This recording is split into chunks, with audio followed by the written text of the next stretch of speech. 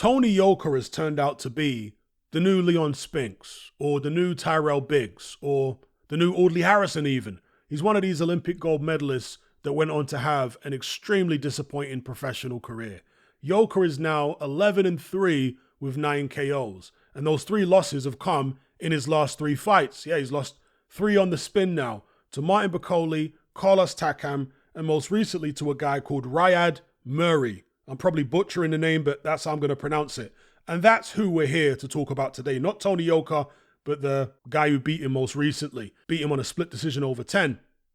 If we head on over to his BoxRec page, this is him, Ryad Murray. He is 32-2 with 26 KOs.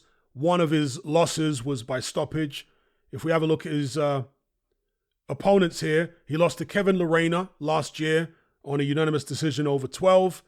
And his other loss was back in 2018 to Arsene Goulamirian, who is a current cruiserweight champion. And indeed, Murray also used to be a cruiserweight. So this is a small guy in the heavyweight division.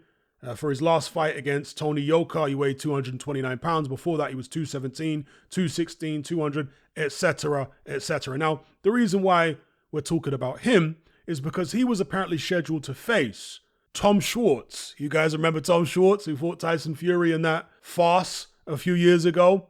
Yeah, he was supposed to fight Tom Schwartz for the EBU title. I have to imagine then that Ajit Kabayel has vacated because he was EBU heavyweight champion for the longest time. But anyway, it was supposed to be Ryad Murray against Tom Schwartz, but Schwartz pulled out, and now Daniel Dubois has apparently stepped in. There'll be purse bids for this fight, assuming Daniel Dubois decides to go ahead with it. The deadline for negotiations has been set at February 13th. Now, this is a fight that Daniel Dubois would be heavily favored to win.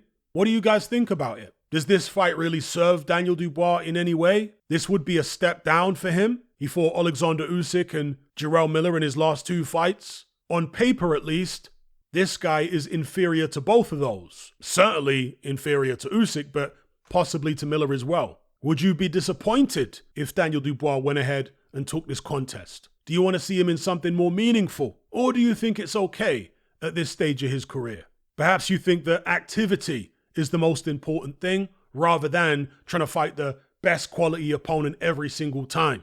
Because what can happen when you do that is you end up inactive. Because the higher the quality opponent, usually the more difficult the negotiation's going to be. This fight here, well, there'll be a purse bid if they can't come to an agreement because it's for the EBU belt. If you don't like this fight, then give me some names that you would like to see Daniel Dubois in the ring with next.